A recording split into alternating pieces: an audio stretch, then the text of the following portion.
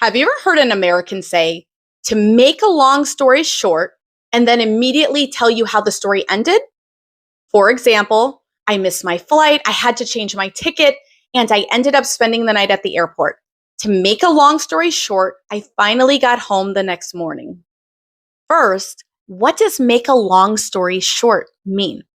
When someone says, to make a long story short, they mean, I'm going to skip over some of the details and tell you the important part. Or simply, here's what happened in the end. Imagine you could have a story that could take 10 minutes to explain. There are a lot of little details.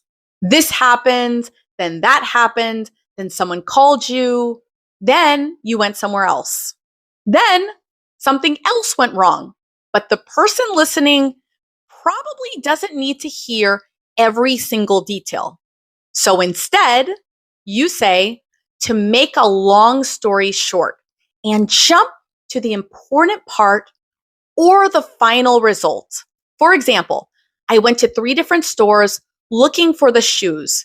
To make a long story short, I finally found them online. You're basically saying, there's a lot more to this story, but I'm going to skip some of it. So let's look at how Americans actually use it. This is a very common expression in American English, especially in casual conversations. You'll hear it when people are telling stories about work, travel, relationships, family problems, mistakes, and funny situations, or basically anything that has a lot of details. For example, imagine your coworker asks, why were you late this morning? You could say, oh, well, my alarm didn't go off, then my car wouldn't start, then I had to call an Uber, but the driver went to the wrong address. To make a long story short, I got here an hour late. Instead of explaining every detail, you jump to the result. Here's another example. Your friend asks, what happened with that apartment you wanted? You say, oh, there were some problems with the application and the landlord wanted more documents. To make a long story short, I decided not to rent it.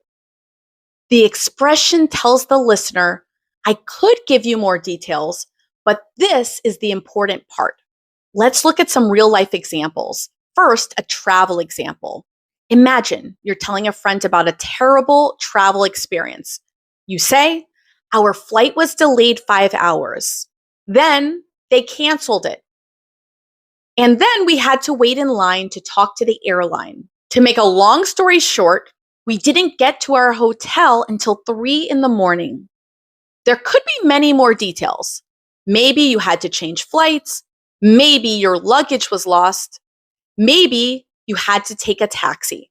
But instead of telling the entire story, you skip ahead to the result. We didn't get to our hotel until 3 in the morning. You can also hear this expression at work. For example, the client wasn't happy with the original proposal, so we made several changes. To make a long story short, they finally approved it. Again, there may have been several meetings, emails, phone calls, and revisions, but you don't need to explain all of that. The important information is the client approved the proposal. So, to make a long story short, they finally approved it. It's conversational. So in a very formal report or presentation, you might choose something like in summary or ultimately. But in normal workplace conversations, to make a long story short sounds completely natural. Here's another very common situation. Your friend asks you, are you still dating that guy? You say, well, we started arguing a lot and we realized we wanted different things.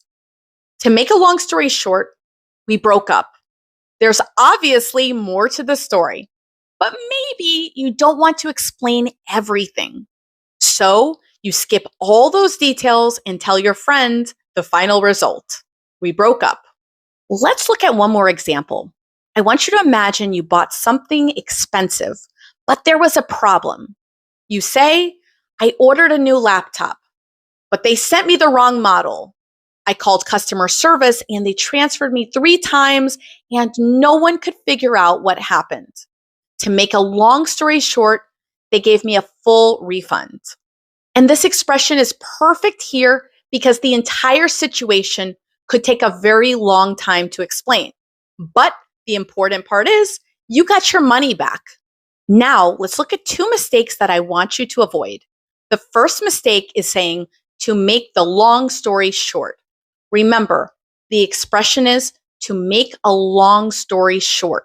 You don't want to have the in there. Now, mistake number two is continuing with 10 more minutes of details. And this one can actually be funny. Someone says to make a long story short and then continues talking for another 10 minutes. If you use this expression, the listener expects you to get to the point. So after you say to make a long story short, give them the important result. Now, you may also hear Americans simply say, long story short. This means exactly the same thing. For example, long story short, I quit my job. Or long story short, they gave us our money back. The full expression is to make a long story short. But in casual conversation, people often shorten it to long story short, and both are natural. If you want to sound more conversational, long story short is especially common. Now, let's work on your pronunciation. Repeat after me. To make a long story short,